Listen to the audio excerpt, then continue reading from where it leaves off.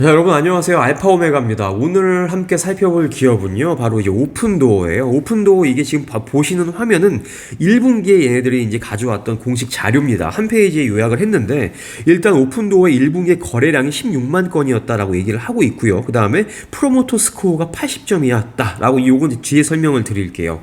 그리고 리얼셀러 컨버전이 뭐냐면 이게 전환율인데 실제로 집을 가지고 와서 오픈도어에 파는 확률이 35% 이상이다라고 이제 얘기를 하고 있죠. 물론 오픈도어에 와서 그냥 가는 사람도 있겠지만 실제로 거래가 35% 이상으로 이루어지고 있다라고 얘기를 하고 있습니다. 그러면서 뭐 revenue, contribution, profit, net income을 얘기를 하고 있는데 이 회사에서 2022년도 1분기에 처음으로 흑자 전환을 했습니다. 이게 굉장히 좀 고무적인 소식이었죠. 그래서 요 관련된 이제 기사를 하나 좀 보겠습니다.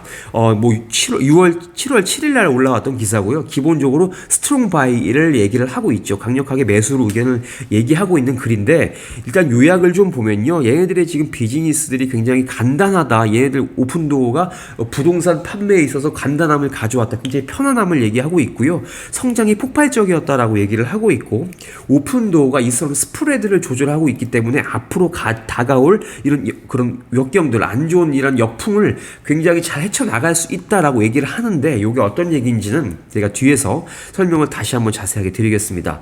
자, 엘리베이터 피치 간단하게 이제 얘네들의 무슨 일을 하는지 말씀을 드리는 거죠. 간단하게 요약을 하자면 굉장히 간단하다. 지금 우리가 지금 뭐 부동산을 팔 때 이런 뭐 우리가 믿는 에이전트를 뭐 중개인을 구해서 집을 파는데 이게 대략 2개월이 걸린다. 굉장히 오래 걸린다라고 얘기를 하고 있죠. 그래서 여기서 보면 현재 부동산 거래의 89%의 그런 집을 사는 사람들 혹은 집을 파는 사람들이 이렇게 2개월간의 그런 굉장히 그런 뭐랄까요?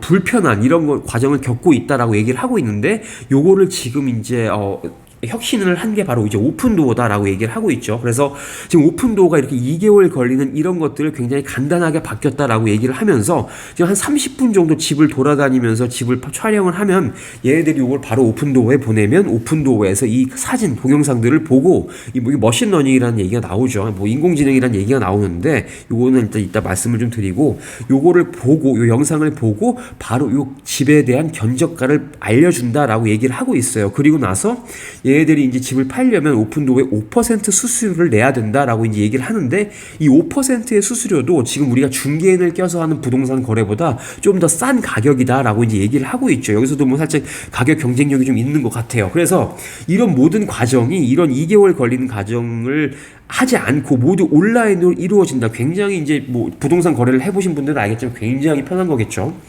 자, 그래서 여기 이제 아까 말씀드렸던 NPS 스코어가 나옵니다. 지금 오픈도어의 NPS 스코어가 80점 이상이래요. 근데 이건 뭐냐면 NPS는 그 회사를 사용하는 고객들의 이런 충성도 혹은 만족도를 나타내는 점수입니다. 이런 NPS 점수를 어디서 만들었냐면 이 베인 컴퍼니라는 곳에서 이런 점수를 만들었다고 해요. 그래서 이거 보니까 마이너스 100점부터 100점까지 있습니다. 총 200점 사이에 있는데 이게 0점만 넘으면 0점 위면 이게 이 회사가 굉장히 서비스가 좋다라고 얘기를 하고 있고요. 20점이 넘으면 이거를 쓰는 사람들에게 이 회사에 굉장히 우호적이다, 굉장히 좀 긍정적으로 보고 있다라고 이제 얘기를 하고 있고, 50점 이상이면 이 회사가 훌륭하다, 그 다음에 80점 이상이면 이 회사의 서비스가 월드 클래스다라고 이제 평가를 한다고 합니다. 그런데 실제로 오픈도어에서 거래를 한 사람들을 대상으로 이 NPS 점수를 확인을 했더니 80점 이상이 나왔다. 그만큼 오픈도어의 비즈니스 모델이 굉장히 고객들에게 뭐랄까요, 어필을 하고 있다, 잘 어필을 하고 있다라고 요약을 하면 되겠죠. 자, 그래서 여기 보시면 성장이 굉장히 잉크레더블, 믿을 수가 없다라고 얘기를 하고 있어요. 그래서 2017년부터 레비뉴 매출을 보면요, 연평균 83%가 증가를 하고 있습니다. 그 다음에 집을 얘네들이 산 것도 지금 2017년부터 연평균 78%로 증가를 하고 있어요. 기본적으로 현재 뭐 미국 시장이 수요가 굉장히 많아요. 주택 수요가 많고 공급이 조금 딸리기 때문에 집값이 계속 오르고 있죠. 그런 것 때문에라도 지금 이렇게 매출이 올라가고 있고, 홈을 지금 뭐 주택 거래가 많이 지금 지금 늘고 있는 상황이니까. 근데 앞으로는 어떻게 될지 모르겠어요. 지금 뭐 금리 오르고 이러면서 주택 거래가 지금 뭐 약간 좀 위축된다라고 얘기를 하고 있는데, 어쨌든 여태까지 이런 지표들을 보면 성장이 폭발적이었다라고 지금 우리가 말을 할 수가 있겠죠.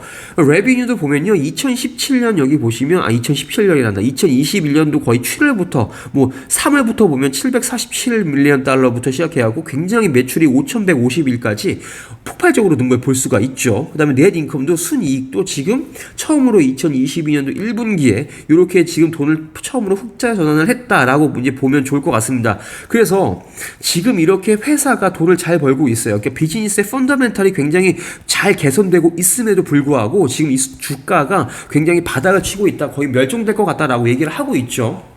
그러면서 어떤 얘기를 하냐면, 지금 이 오픈도어와 그 경쟁을 하고 있는 오퍼패드, 제가 지난 영상에서 말씀드렸던 이 오퍼패드 혹은 진로우랑 비교를 했을 때 비교가 되지 않는다. 왜냐하면 진로우는 일단 이 아이바잉 사업에서 발을 뗐죠. 실패를 했습니다. 그런데 오퍼패드는 여태 아직까지도 이런 사업을 하고 있지만 얘네들의 약간 좀 비즈니스가 약간 좀 컨저베이티브하다, 그러니까 약간 보수적이다라고 얘기를 하고 말을 하면서 오픈도어가 훨씬 더 뛰어나다라고 이제 얘기를 하고 있습니다.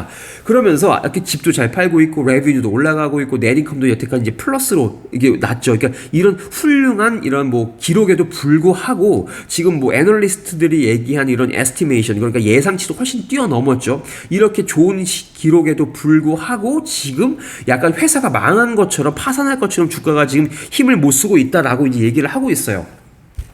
그래서 제가 여기서 지금 굉장히 좀 놀란 수치를 봤는데, 지금 PS 레이쇼가 0.27이 나왔습니다. 이게 무슨 뜻이냐면요, PS 레이쇼는 시가총액 있죠. 시가총액을 지금 매출로 나눈 건데요. 매출로 나눈 건데, 이게 지금 심지어 매출이 시가총액을 뛰어넘었어요. 굉장히 보기 힘든 거죠. 왜냐면 이 프라이스 투 세일즈 레이쇼가 뭐 10이다 20이다 점점 올라갈수록 고평가되어 있다라고 얘기를 하면 사람들이 사는 거를 이제 좀 꺼려 하는데, 심지어 이 회사는 프라이스 투 세일즈 레이쇼가 1 이하예요.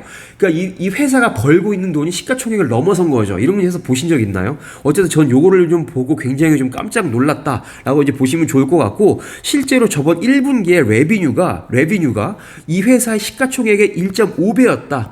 굉장히 좀 특이하죠. 요거 이제 기억을 하시면 좋을 것 같아요. 그만큼 돈을 잘 벌고 지금 주가는 이게 바닥을 기고 있다라는 걸 얘기하는 거겠죠.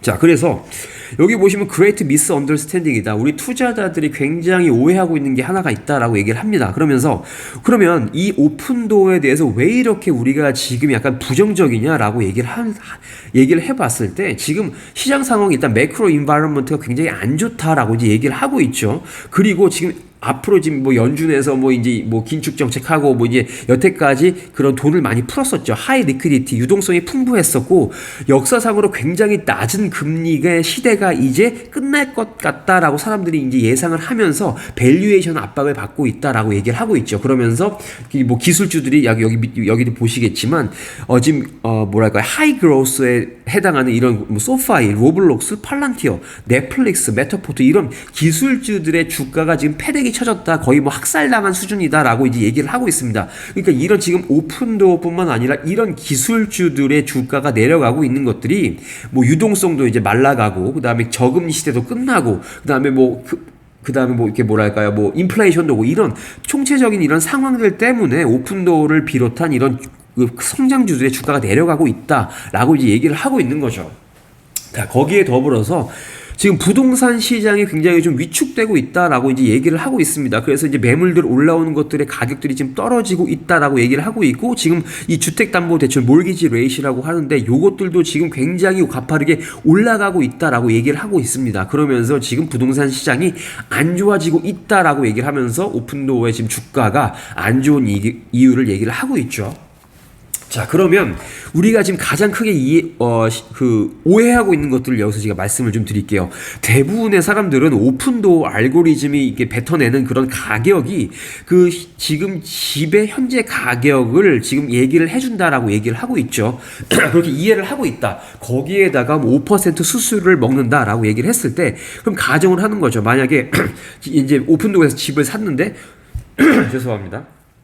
집값이 올랐어요. 그러면 이 오픈도어가 가져가는 수익, 뭐 수익률이 더 커질 것이다라고 얘기를 하고 있고, 이해를 하고 있고, 그 다음에 집값이 내려갑니다. 집값이 내려가면 결국 이 회사 오픈도어에서 돈을 잃을 것이다라고 일반적으로 이렇게 예상을 이해를 하고 있는데, 이건 굉장히 좀 잘못된 생각이다라고 이제 얘기를 하는 거죠. 그러면서 이 1분기 이제 실적 발표 때 이 CFO인 캐리 윌러가 어떤 얘기를 했냐면요, 이런 얘기를 했습니다.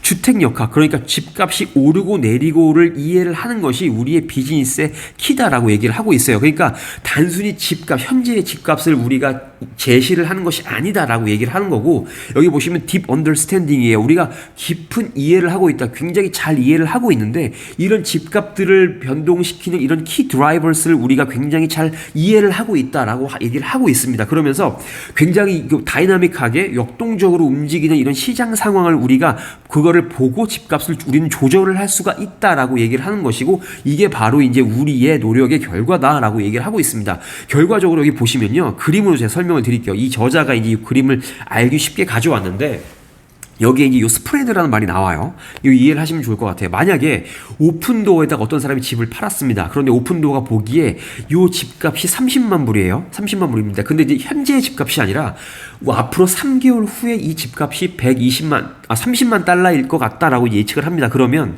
이 오픈도어는 이 고객에게 절대 30만 달러를 제한을 하지 않습니다.